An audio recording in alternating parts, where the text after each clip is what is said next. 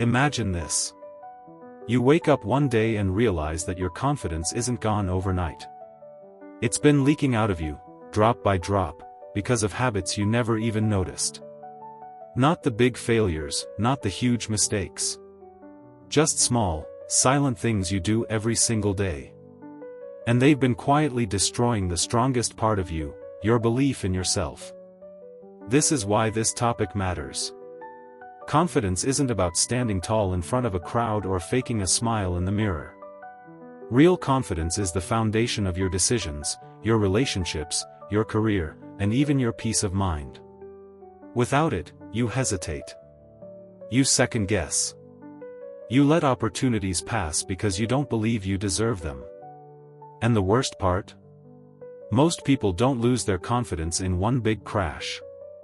They bleed it away slowly, through habits they don't even question. So let's talk about the habits you don't notice, but they quietly kill your confidence. The first silent killer, negative self-talk. You might think it's harmless when you say, "I'm so stupid," after making a mistake. Or when you look in the mirror and focus only on what you don't like. But here's the truth, your brain is always listening. Every word you repeat about yourself becomes a belief. And beliefs become reality. If you constantly call yourself weak, lazy, or unworthy, your brain will look for proof. And soon, you'll start living like that's true. Think about it, would you ever talk to your best friend the way you talk to yourself? If the answer is no, then why do you allow it for you? The second silent killer, comparison. You open your phone, scroll through social media, and there it is, someone younger, richer, fitter, more successful. And you tell yourself, "I'll never catch up." The problem isn't admiration. The problem is using other people as a measuring stick for your worth. You forget that people show you their highlight reel, not their reality. And every time you compare, you chip away at your own sense of progress. The truth? Confidence grows when you measure yourself against who you were yesterday, not who someone else is today. The third silent killer, avoidance. This one hides in plain sight. You avoid tough conversations because you don't want conflict.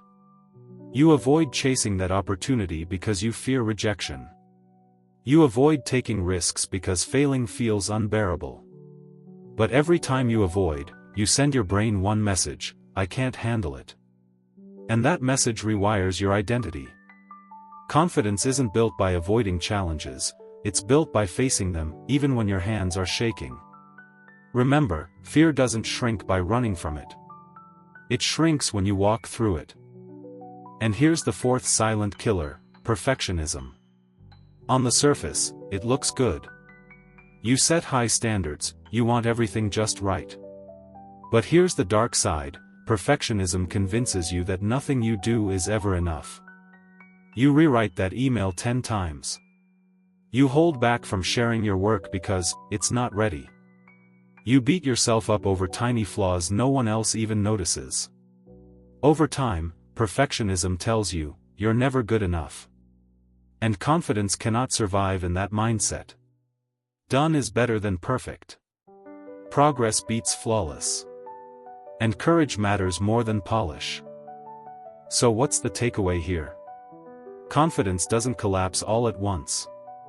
It erodes through small cracks, self-talk, comparison, avoidance, perfectionism. But here's the good news, if habits can break you down, habits can also build you back up. Start talking to yourself with the same kindness you'd give to someone you love.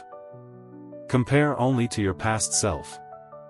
Step into the discomfort you usually avoid. And remind yourself daily that imperfect action is still action. 94285. Confidence isn't a gift. It's not luck. It's a daily practice. And every choice you make is either feeding it or starving it. So now I want to ask you, what's the one habit you're going to let go of starting today?